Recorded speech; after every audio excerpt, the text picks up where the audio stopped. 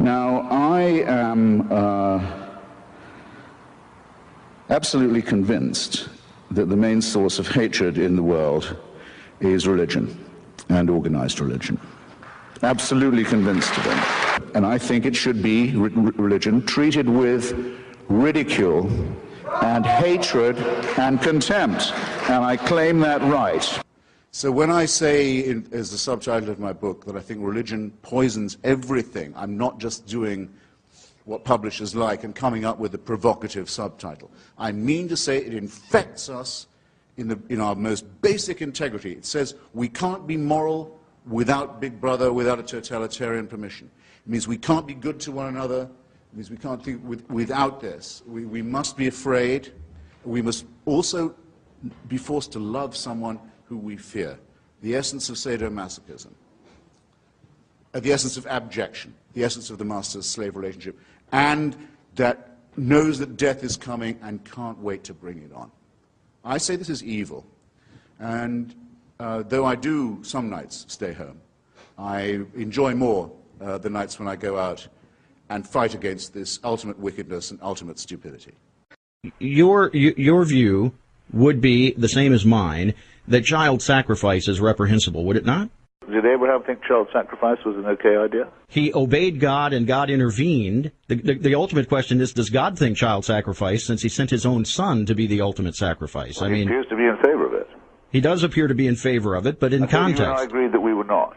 I'm only asking. It's not scorning the three delightful children who are everything to me and who are my only chance of even a glimpse of a second life, let alone an immortal one. And I'll tell you something, if I was told to sacrifice them to prove my devotion to God, if I was told to do what all monotheists are told to do, and admire the man who said, yes, I'll gut my kid to show my love of God, I'd say, no, fuck you.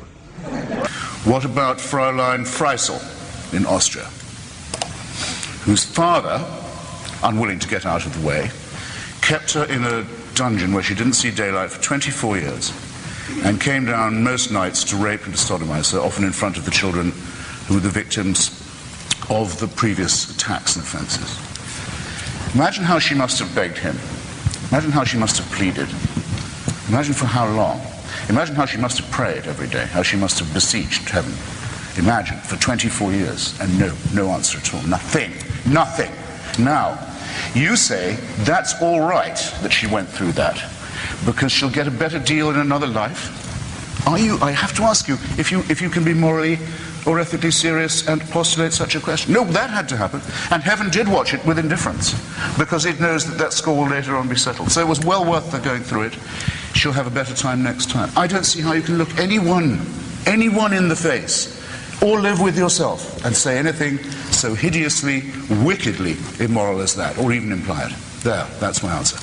Do you believe that God, if he's provided everything for you, has rights on your life? No. Because? Why should he? What gives him his right? Because he owns you. He's created everything for you. He's kept you alive. I don't want to be owned. I don't want to be owned, and I don't recognize anyone's right to own me. So ownership is a bad thing? Of people, yes. Oh, okay. It's been widely considered. I mean, I know the Bible does call for slavery, as it calls for genocide, but that doesn't make it right. It is a horrible idea that there is somebody who owns us, who makes us, who supervises us, waking and sleeping, who knows our thoughts, who can convict us of thought crime, thought crime, just for what we think, who can judge us while we sleep for things that might occur to us in our dreams, who can create us sick, as apparently we are, and then order us on pain of eternal torture to be well again. To demand this, to wish this to be true, is to wish to live as an abject slave. You've made the worst concession already. You've already said you're a slave.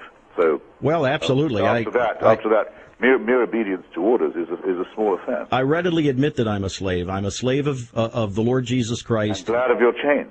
Yeah, well... it's absolutely fine for you, but you must leave me out of it. I don't want to be told that I have to obey these laws too, or that my children have to be taught this in school, or that laws have to be written to gratify the bizarre beliefs of a cult like yours.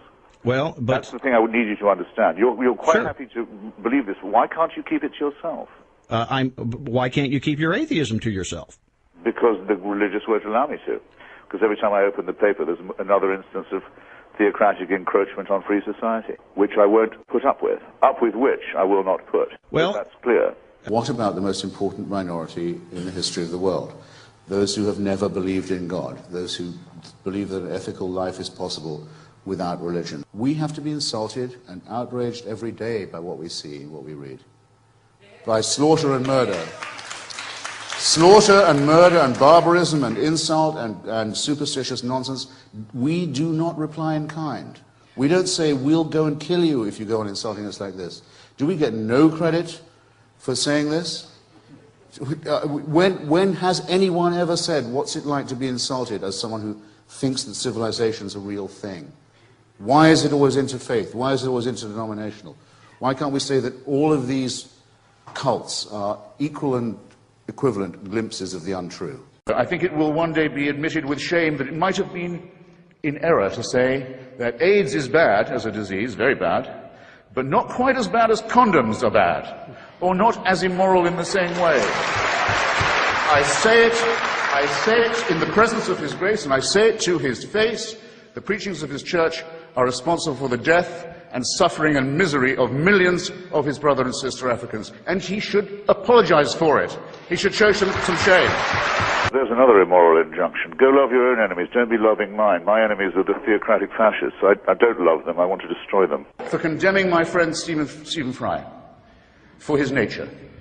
For saying you couldn't be a member of our church. You're born in sin. He's not being condemned for what he does. He's being condemned for what he is. You're a child made in the image of God. Oh, no, you're not. You're a faggot.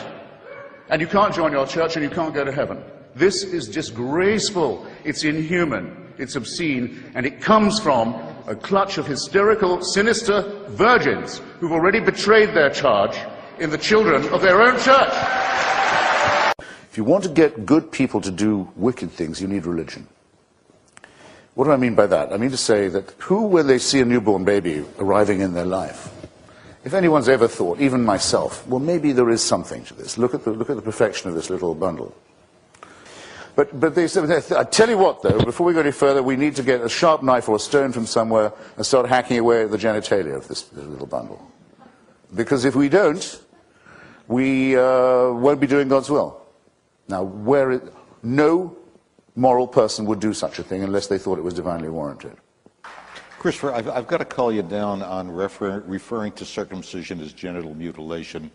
My son cried more at his first haircut than he did at his bris. And statistically, you weren't doing it right then. Statistically, the only long-term effect that it seems to have on people is it increases their chances of winning a Nobel Prize. I can't find the compulsory mutilation of the genitals of children a subject for humor in that way, or flippancy in that way. What if a Muslim was to say to you just now, my little girl cried more at her first haircut than when I cut off her clitoris? What would you think of me if I was to say such a disgusting thing? That a person as humane as yourself can sit here and think of that as a fit subject for humor shows what I mean. Religion makes morally normal people say and do disgusting and wicked things, and you've just proved my point for me. Well, I want to make it clear in our closing moments here, Christopher. I don't consider you an enemy. I don't consider you... But I'm very sorry to hear that. Well, I know, because you want me to be your enemy. Excuse me, you are my enemy. Well, but you're not my enemy. How you can figure that? No, because I don't feel a need to have to silence Christopher Hitchens. Well, you don't have a chance of doing that. I don't mean that at all, but I mean your preachments are evil and they're a direct threat to the survival of civilization. So if you don't consider me an enemy, you don't know an enemy when you see or hear one. The argument for theism, that not only can we establish this prime mover's existence, but we can show by some form of induction that he intervenes in wars, that he answers prayers, that he cares who we sleep with and in what position, what food we eat and on what days, is a ridiculous proposition. It's a claim to a truth that no primate can claim to make. Primates who claim to know it should be distrusted. great damage has been done and continues to be done by such people and by such ideas. You're better off thinking for yourself and taking all the risks, and I might add, all the pleasures that will come from that. The most overrated of the virtues is faith. The metaphysical claims of religion are untrue. Thank you.